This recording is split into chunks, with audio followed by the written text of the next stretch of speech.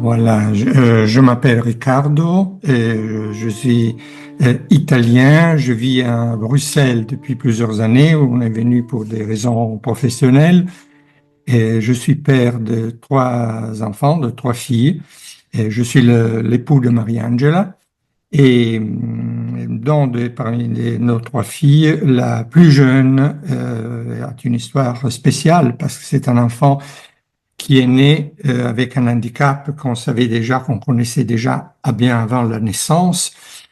Et donc, mon témoignage porte quand même beaucoup sur elle, parce que cela a à faire avec ce jeûne qu'on a fait, le dernier jeûne que j'ai fait. J'ai fait déjà plusieurs jeûnes avec la mission Roi, aussi y compris aussi le jeûne de 3 jours de Saint-Paul. Mais je voudrais dire que chaque jeûne est très spécial et le Seigneur nous appelle d'une façon différente pour chaque jeûne.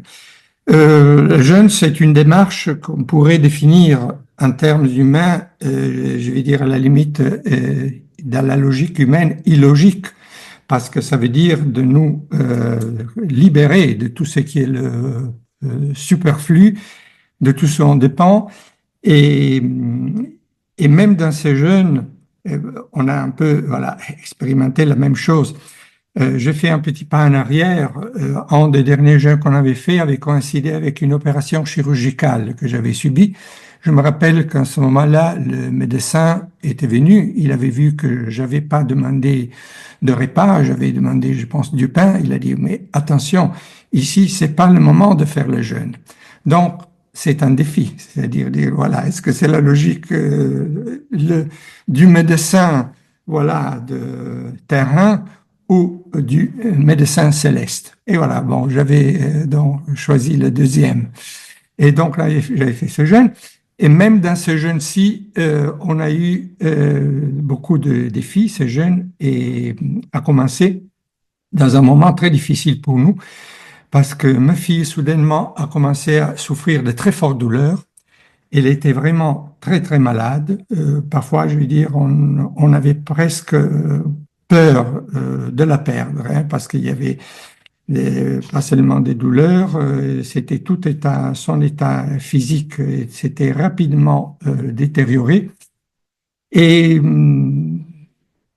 quand on a commencé ce jeûne, en effet, il y a des personnes qui nous ont dit attention, oui, c'est pas le moment de jeûner. On savait, voilà, que normalement nous faisons de jeûne pendant l'année, et on a dit oh non, mais cette fois c'est pas le moment de jeûner parce que vous avez besoin de ressources, de force, d'énergie et tout ceci, voilà. Et alors là, encore une fois, c'était un défi, voilà, de choisir plutôt, voilà, de se confier à Dieu.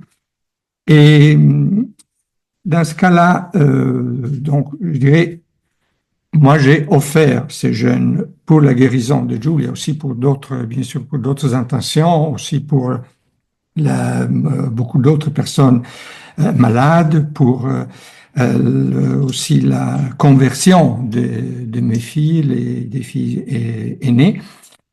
Et Et donc voilà, ce jeûne a été mis vraiment avec cette intention dans la prière, aussi dans la messe quotidienne, la communion, et tout ceci nous a vraiment beaucoup porté.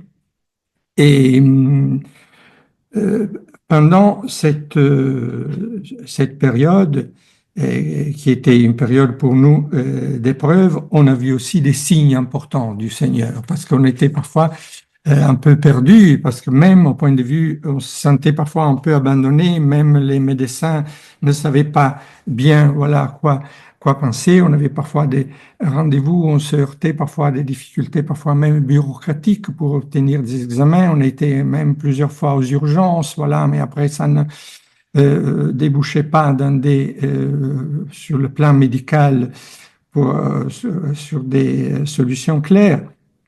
Et donc, on a pensé, de quelque sorte, cette maladie était une maladie un peu mystérieuse, en réalité. Parce qu'avec le recul, Après, on a fait beaucoup d'examens, aussi des scanners, des échographies, résonance magnétique, et en réalité, on n'a pas découvert une cause précise de ce mal, mais qui était une maladie réelle avec des douleurs qui étaient absolument très fortes, qui demandaient parfois l'appel, aussi le recours à des médicaments calmants, la morphine, etc.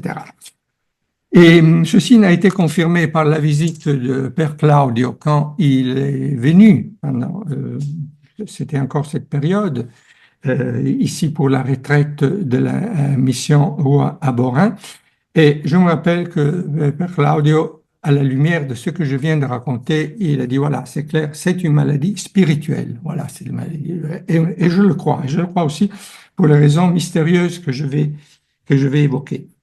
Et ce que je peux dire que ces jeunes, au cours de ces jeûnes, on a vu pas seulement parfois des signes aussi, que le Seigneur nous montrait des chemins différents par rapport à ce que nous attendions, mais je pense, je veux croire que le Seigneur a accordé la guérison à Julia, parce qu'elle a commencé à avoir beaucoup moins mal, et elle a récupéré progressivement son sourire, elle s'est sentait beaucoup mieux. Après, elle a pu commencer aussi fréquenter le centre de jour qu'elle fréquente. Donc, moi, je suis sûr qu'on a reçu déjà là, je peux dire, une grâce, voilà, de guérison pendant ces jeûnes. Mais ceci, voilà, ne se termine pas là, parce que c'est aussi un peu là un aspect aussi mystérieux, parce que le moment où cette guérison se confirmait, soudainement, on a vu quelque chose de bizarre. Soudainement, Julia d'aujourd'hui, au lendemain, elle a perdu sensibilité de ses jambes, en de ses pieds. Voilà, de ses pieds, comme ça, médicalement, alors qu'elle a, pour sa pathologie, une personne, elle est plutôt spastique, elle est entendu. Et alors, par contre, ce pied est devenu complètement ce qu'on dit flasque. Voilà.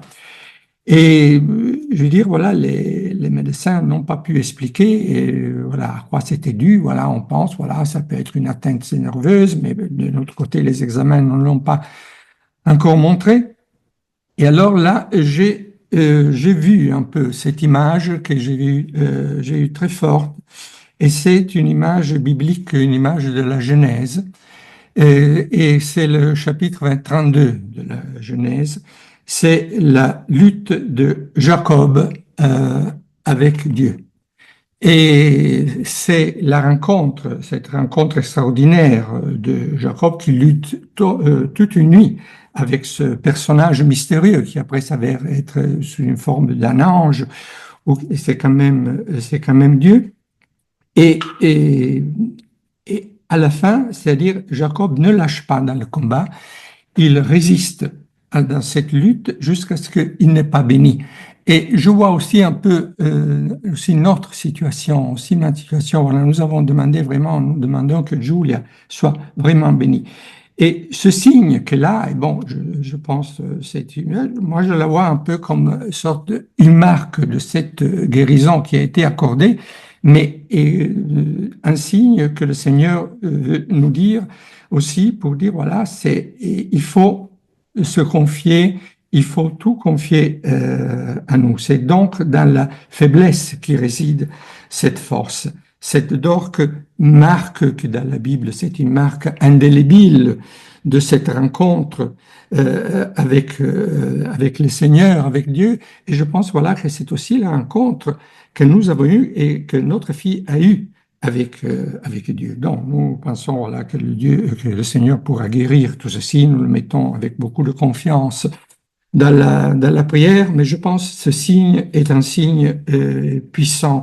C'est vraiment, comme on peut dire, un paradoxe spirituel. C'est le moment dans lequel, voilà, nous sentons la plus grande faiblesse et que nous retrouvons notre force. Et c'est un peu le paradoxe du jeûne. Le paradoxe du jeûne dans lequel, voilà, nous diminuons avec nos, je dirais, nos besoins, avec aussi nos pulsions, tout ce voilà qu'on a tendance, voilà, parfois à dire voilà, on doit renoncer à ça, toutes ces choses comme ça. Mais entre-temps, voilà, le Seigneur, ce qu'on dit, voilà, c'est Jésus qui vient jeûner à nous, ça veut dire c'est le Seigneur qui vient croître à nous, qui vient augmenter à nous. Et je crois voilà que c'est un peu la situation actuelle. Donc ce paradoxe biblique est aussi le paradoxe et la force du jeûne.